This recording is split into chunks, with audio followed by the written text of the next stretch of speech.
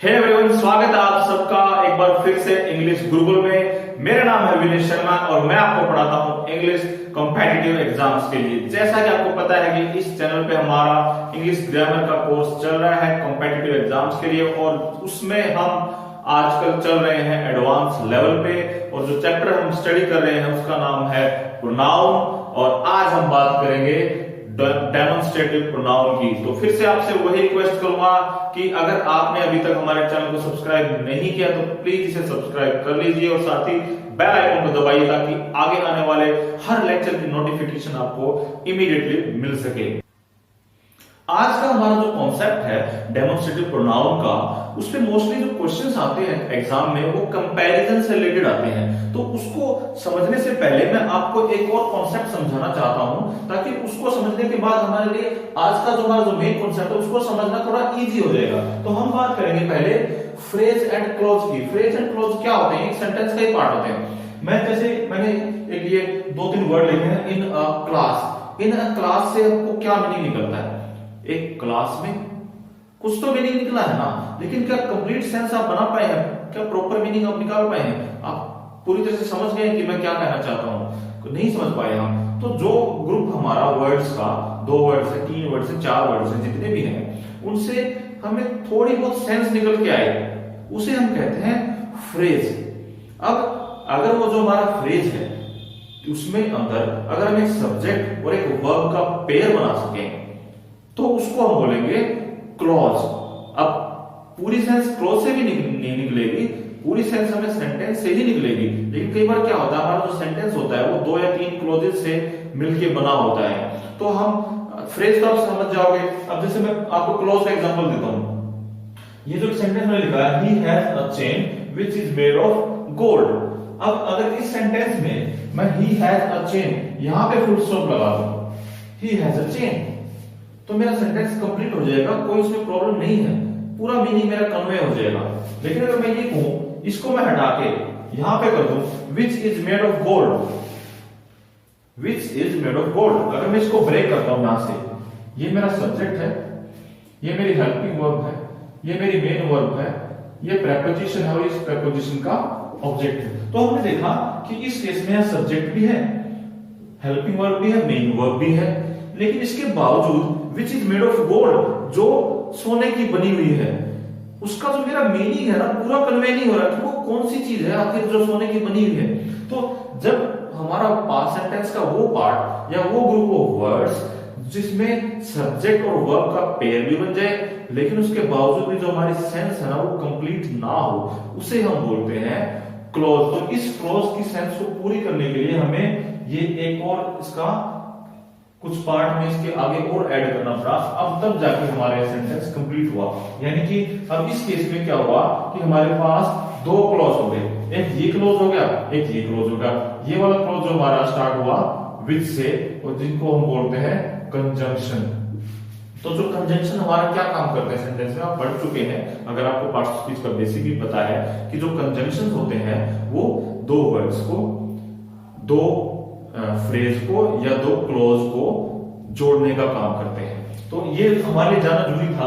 आपको फ्रेज में और क्लॉज में डिफरेंस पता होना चाहिए कि फ्रेज कोई भी ग्रुप ऑफ वर्ड्स होता है, हो सकता है, लेकिन अगर उस ग्रुप ऑफ वर्ड में हमारे को सब्जेक्ट और वर्ब का पेयर बन रहा है तो हम उसको फ्रेज नहीं, उसको हम क्लॉज बोलेंगे। फ्रेज और क्लॉज को जानने के बाद चलिए अब मूव करते हैं हमारे आज का जो मेन टॉपिक है डेमोन्स्ट्रेटिव प्रोनाउन। अब डेमोन्स्ट्रेटिव प्रोनाउन क्या होते हैं? डेमोन्स्ट्रेटिव प्रोनाउन वो वर्ड्स होते हैं जो जिस चीज को रेफर करते हैं उसको दर्शाते हैं, उसको पॉइंट आउट करते हैं। These are used to point out the objects which they refer. होते कौन कौन से हैं? This, that, these, those। अब फिर वही क्वेश्चन आपके दिमाग में आएगा, सर हमने जब एडजेक्टिव का बेसिक पढ़ा था तब भी हमने देखा था कि दिस, दैट, दीज, दोज, तो ये डेमोन्स्ट्रेटिव एडजेक्टिव का भी काम करते हैं। तो फिर हमें कैसे पता चलेगा कि कब ये डेमोन्स्ट्रेटिव एडजेक्टिव है और कब ये डेमोन्स्ट्रेटिव प्रोनाउन है? तो आपको कैसे पता? आपको पता चलेगा सेंटेंस को देख के। कैसे? जैसे मैंने एग्जांपल लिखा, this book is very interesting. अब इसमें आप देखिए, इसमें ये हमारा बुक क्या है, यहाँ पे सब्जेक्ट है, एक नाउन है, तो इससे पहले जो दिस आ गया, अब ये दिस क्या करेगा? इसको क्वालिफाई करेगा। क्वालिफाई करेगा जो नाउन या प्रोनाउन को, वो क्या हो जाएगा, हमारा एडजेक्टिव हो जाएगा। दूसरे केस में देखोगे आप, यहाँ पे दिस के बाद कोई नाउन कोई प्रोनाउन नहीं है, ये खुद एक प्रोनाउन बन गया और सब्जेक्ट का काम करेगा। तो जब ये सब्जेक्ट का काम करे, प्रोनाउन का काम क्या है, प्रोनाउन रिप्लेसेस द नाउन, यानी कि सब्जेक्ट पे जहां पर कोई नाउन आना चाहिए था वहां पर प्रोनाउन अकेला आ गया, उसने उस नाउन को रिप्लेस कर दिया, उस नाउन की जगह ले ली, तो वहां पे ये क्या बन जाएगा, ये हमारा प्रोनाउन बन जाएगा, डेमोन्स्ट्रेटिव प्रोनाउन बन जाएगा। सीधी सी बात है, आपने एक चीज को गांठ मारनी सेंटेंस में, अगर दिस दैट दीज दोज के बाद आपको इमीडिएटली कोई नाउन प्रोनाउन दिखे, तब क्या करेंगे, वो उसको क्वालिफाई करेंगे, उस नाउन प्रोनाउन को। क्योंकि एडजेक्टिव क्या करते हैं, एडजेक्टिव किसी नाउन प्रोनाउन को क्वालिफाई ही तो करते हैं, उसकी विशेषता ही तो बताते हैं, तभी तो उन्हें एडजेक्टिव कहेंगे। लेकिन अगर सेंटेंस में उनके पास इमीडिएटली कोई नाउन या प्रोनाउन हो ही ना, वो खुद ही सब्जेक्ट का ऑब्जेक्ट का काम कर रहे हो, नाउन का काम कर रहे हो, तब वो हमारे हो जाएंगे डेमोन्स्ट्रेटिव प्रोनाउन। हमारी अंडरस्टैंडिंग थोड़ी सी और स्ट्रॉन्ग बनाते हैं, हम कुछ एग्जांपल से इसको कॉन्सेप्ट को समझने की कोशिश करते हैं। मैंने 3 सेंटेंस आपको लिख के दिए हैं, आप इनको पहले अपने लेवल पे ब्रेक कीजिए और एरर को आइडेंटिफाई करने की कोशिश करिए। मैं आपसे मिलता हूं 1 मिनट में। तो चलिए हम इनको ब्रेक करते हैं पहले सेंटेंस को। ये देखिए, यहाँ पे जो कार्स है हमारा, ये यहाँ पे सब्जेक्ट हो गया, बहुत इसको क्वालिफाई करने वाला एडजेक्टिव हो गया, इसको डिटरमाइनर भी बोलते हैं, लेकिन हम इसको एडजेक्टिव बोल रहे हैं। आगे हम देखेंगे कभी अगर हमें जरूरत पड़ी फ्यूचर में इन दोनों को डिफरेंशिएट करने की। तो आर हमारा यहाँ पे क्या होगा, लिंकिंग वर्ब हो गया। गुड एक एडजेक्टिव है, यहाँ पे क्या काम कर रहा है, सब्जेक्ट कॉम्प्लीमेंट का काम कर रहा है, क्योंकि यहाँ पे कोई काम तो हो ही नहीं रहा, हम कार्स के बारे में बता रहे हैं कि बहुत कार्स आर गुड, तो इसकी विशेषता बता रहे हैं। तो ये हमने पढ़ा था कि एडजेक्टिव हमारा सब्जेक्ट कॉम्प्लीमेंट का काम कर सकता है, ये हम पढ़ चुके हैं। आपको अगर याद नहीं आ रहा है तो आप पहले एडजेक्टिव के लेक्चर पे जाइए, ठीक है। उसके बाद ये हमारा बट क्या हो गया, यहाँ पे कंजंक्शन हो गया। उसके बाद कार फिर से हमारा सब्जेक्ट हो गया, और ये क्या होगा, हमारा डेमोन्स्ट्रेटिव एडजेक्टिव हो गया, इस कार को क्वालिफाई कर रहा है, दर्शा रहा है। इज हमारा फिर से वर्ब हो गया, ठीक है। और यहाँ पे ये क्या होगा, फिर से सब्जेक्ट कॉम्प्लीमेंट हमारा एक एडजेक्टिव आ गया, दिस कार इज बेटर। उसके बाद एक और कंजंक्शन आ गया जो कह रहा है कि दैट कार, वो फिर एक और सब्जेक्ट और उसका एक और एडजेक्टिव, ये हमारा डेमोन्स्ट्रेटिव वाला दैट कार। इज यहाँ पे अंडरस्टूड होता है, कंपैरिजन वाले केसेस में आपको ध्यान रखना है कि जब जो दैन के बाद जो हमारी कंजंक्शन है दैन वाली, वो क्या करती है कि वो उसके बाद, क्योंकि ये देखिए ये क्लॉज है, उसको जोड़ने वाला यहाँ पे भी क्लॉज आएगा ना, सब्जेक्ट तो आ गया। तो इस केस में जो वर्ब है वो अंडरस्टूड होगी, उसे हमें बार बार लिखने की जरूरत नहीं होती। जैसे कि हम जो हमारे इंपेरेटिव सेंटेंसेस होते हैं वहां पे हम सब्जेक्ट नहीं लिखते हैं, सब्जेक्ट हमारा इनबिल्ट अंडरस्टूड होता है। उसी तरह कंपैरिजन जब हमारे दैन कंजंक्शन के साथ कंपैरिजन होती है, तो वहां पे जो लास्ट वाला हमारा जो क्लॉज होगा, उस क्लॉज में जो हमारी वर्ब है वो अंडरस्टूड होगी, ठीक है। अब हम इस सेंटेंस को आप जरा पढ़िए, तो आपको इसमें कोई मिस्टेक दिखी, लेकिन मुझे तो नहीं दिखी। मैं क्या कह रहा हूं, हम किसी शोरूम में गए गाड़ी लेने के लिए, उसने हमें 2 कार दिखाई, तो हमने कहा कि बोथ कार्स आर गुड, ये दोनों कार्स जो है अच्छी हैं, but this car is better than that car, this car is better than that car. But क्योंकि हम, अब इसमें चीज क्या है, इसमें चीज ये है कि हम प्रोनाउन पढ़ रहे हैं। प्रोनाउन का काम क्या है, प्रोनाउन का काम है कि हमें जो नाउन है उसकी रेपिटेशन को रोकना है। अब यहाँ पे कार वर्ड को हम ऑलरेडी यहाँ पे इंट्रोड्यूस कर चुके हैं सेंटेंस में, मैंने यहाँ भी कार कर दिया और फिर यहाँ भी कार कर दिया, तो फिर मुझे बेनिफिट क्या हुआ। मैं अगर जो इतने सारे जो मेरे प्रोनाउन हम पढ़ रहे हैं, प्रोनाउन का काम ये है ना कि हम उसकी रेपिटेशन को रोक दें। तो हम उस रेपिटेशन को कैसे रोकेंगे, ये वाला हमारा क्लोज हो गया पूरा। उसके बाद मैं क्या करूंगा कि ये जो दिस कार इज, जो हमारा यहाँ पे जो सब क्लोज बन गया, इसको क्या करूंगा मैं, यहाँ पे जो कार है इसको हटा देता हूं, और ये जो हमारा दिस है ना, यहाँ पे जो एडजेक्टिव काम कर रहा है, इसको मैं प्रोनाउन मानूंगा। दिस इज बेटर देन, अब इस कार को मैं हटा दूंगा, ठीक है। यहां भी कार मुझे लगाने की जरूरत क्या है, यहां भी जो मेरा जो दैट है, ये वाला जो दैट है, ये मेरा जो दैट है, ये एडजेक्टिव की बजाय मैं इसको डेमोन्स्ट्रेटिव प्रोनाउन बना दूंगा। मैं कहूंगा कि both cars are good, but this car की बजाय मैं कहूंगा this is better than that. तो मुझे एक यहाँ पे इसको हटा देना है और मुझे यहाँ पे इसको हटा देना है, और मेरा सेंटेंस बन जाएगा this is better than that. अब दोनों जगह से मैंने कार को हटा के ये जो मेरा दिस और दैट जो मेरे डेमोन्स्ट्रेटिव एडजेक्टिव थे उनको मैंने डेमोन्स्ट्रेटिव प्रोनाउन की जगह यूज कर लिया, उन्होंने कार की जगह ले ली, उनको दर्शा दिया। बस मेरा काम खत्म होगा, मेरा सेंटेंस छोटा हो गया तो मेरा सेंटेंस इंप्रूव हो गया। नेक्स्ट सेंटेंस देख लेते हैं। नेक्स्ट क्या हो, the climate of Pune is better then Delhi. अब यहां भी कंपैरिजन है। कंपैरिजन किस चीज का है? कंपैरिजन द क्लाइमेट, पहले ब्रेक कर लेते हैं। ये हमारा सब्जेक्ट हो गया, ये तो आर्टिकल है ही, ऑफ हमारी प्रेपोजिशन होगी, ये पुणे प्रेपोजिशन का ऑब्जेक्ट हो गया। इज हमारी क्या होगी? मेन वर्ब होगी, क्योंकि इसके बाद वो कोई है नहीं। तो बेटर एडजेक्टिव आ गया यहाँ पे, तो यहाँ पे क्या बन गया? हमारा सब्जेक्ट कॉम्प्लीमेंट बन गया, जो एडजेक्टिव सब्जेक्ट कॉम्प्लीमेंट का काम कर दिया उसने। देन फिर से कंजंक्शन आ गई, देन, और उसके बाद हमारा ये आ गया दिल्ली, फिर से एक और सब्जेक्ट आएगा, सब्जेक्ट टू। यहाँ भी इज जो हमारा एक अंडरस्टूड रहेगा, क्योंकि मैंने अभी आपको बताया था कि कंपैरिजन केस में जो लास्ट वाला हमारा जो क्लॉज है उसमें हेल्पिंग वर्ब अंडरस्टूड हो जाती है, जैसे हमारा कंपैरेटिव सेंटेंस में हमारा जो सब्जेक्ट अंडरस्टूड होता है।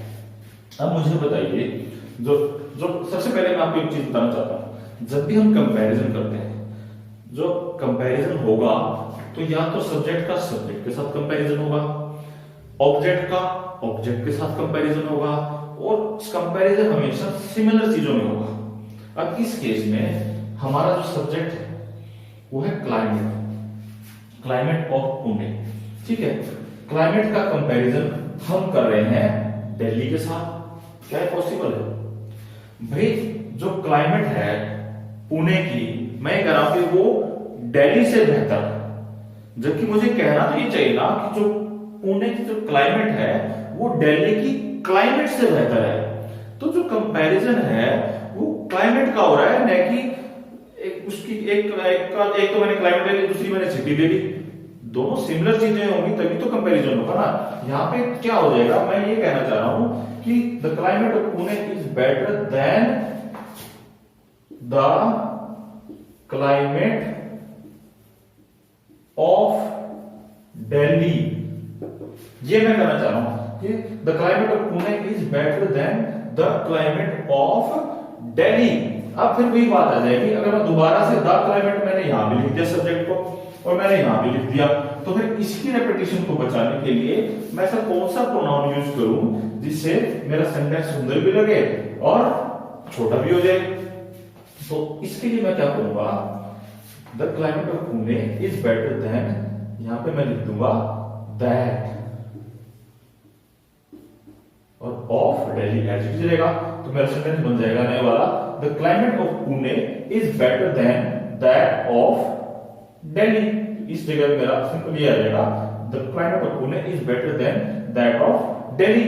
और यही तो मुझे करना था कि जो पुणे की क्लाइमेट का मुझे कंपैरिजन दिल्ली की क्लाइमेट से करना था, तो मुझे द क्लाइमेट ऑफ दिल्ली में द क्लाइमेट की जगह पे मैंने क्या लिख दिया, दैट से मैंने उसको डेमोन्स्ट्रेट कर दिया दिल्ली की क्लाइमेट को, और मेरा सेंटेंस इंप्रूव हो गया, करेक्ट हो गया और थोड़ा सा सुंदर बन गया। अब ये हमने सिंगुलर वाले तो केस कर लिए, अब एक प्लूरल का केस भी कर लेते हैं। लास्ट सेंटेंस आप देखिए, the streets of this city are wider than Amritsar. Amritsar की गलियां काफी कम है, अगर पुराना ओल्ड अमृतसर में आप कभी गए हो तो।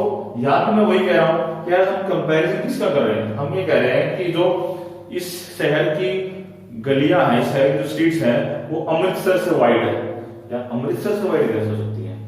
अमृतसर से कंपैरिजन थोड़ी ना होगा, कंपैरिजन होगा अमृतसर की स्ट्रीट्स, इस शहर की स्ट्रीट्स का कंपैरिजन अमृतसर के शहर की स्ट्रीट्स के साथ होगा। तो यहां भी क्या कहना चाह रहा हूं, मैं ये कहना चाह रहा हूं, the streets of this city are wider than the streets of Amritsar, than the streets of Amritsar. अब मैं क्या करूंगा, अब मैं यहां भी स्ट्रीट और यहां भी स्ट्रीट, इस रेपिटेशन को बचाने के लिए मैं एक प्रोनाउन का यूज करूंगा, डेमोन्स्ट्रेटिव प्रोनाउन का यूज करूंगा। वो क्या हो जाएगा मेरा, यहां पे स्ट्रीट्स क्या है, क्या मैं दैट ऑफ अमृतसर कर दूं, जैसे मैंने दैट ऑफ दिल्ली किया था, दैट ऑफ अमृतसर कर दूं? दैट ऑफ अमृतसर मैं नहीं करूंगा, मैं करूंगा those of Amritsar. Those of Amritsar क्यों करूंगा? क्योंकि स्ट्रीट्स मेरा प्लूरल है, यहाँ पे क्लाइमेट मेरा सिंगुलर था, सिंगुलर है हमारे दिस और दैट, और जो प्लूरल के लिए क्या होगा? दीज और दोज। तो इस शहर की जो गलियां हैं स्ट्रीट्स है, प्लूरल है, तो wider than that of Amritsar. तो यहां पे मैंने क्या किया? द स्ट्रीट ऑफ अमृतसर, इसके बाद आर जो हेल्पिंग वर्ब है, जो हमारी वर्ब है वो अंडरस्टूड है, इसको मुझे लिखने की जरूरत नहीं है, आप इसको हमेशा ध्यान रखें कि इस क्लॉज को पूरा करने के लिए ये जो हमारी वर्ब है वो अंडरस्टूड है, हिडन है इंपेरेटिव सेंटेंस की तरह से, तो उसको हम नहीं लिखते हैं, तो सिर्फ ये लिखेंगे than that of Amritsar, the streets of this city are wider than that of Amritsar. ठीक है, इससे हमारा जो स्ट्रीट का जो रेपिटेशन था इस नाउन का वो बच गया, और हमने एक ही वर्ड से उस स्ट्रीट को रेफर भी कर दिया और बता भी दिया कि उससे हमारा उसको हमने दर्शा भी दिया। तो ये हमारा काम था डेमोन्स्ट्रेटिव प्रोनाउन का किसी भी सेंटेंस में कि किस तरह से वो दर्शाने का काम करते हैं, पॉइंट आउट करते हैं उस चीज को जिसको वो रेफर करते हैं। तो ये थी हमारी आज की क्लास, आपको कैसी लगी मुझे कमेंट करके जरूर बताइएगा, और साथ ही साथ चैनल को भी जरूर सब्सक्राइब कीजिएगा। अगर आपको वीडियो पसंद आया तो अपने मैक्सिमम फ्रेंड्स के साथ इसे शेयर कीजिए। हम आपसे मिलते हैं अगले लेक्चर में, तब तक के लिए गुड बाय, टेक केयर।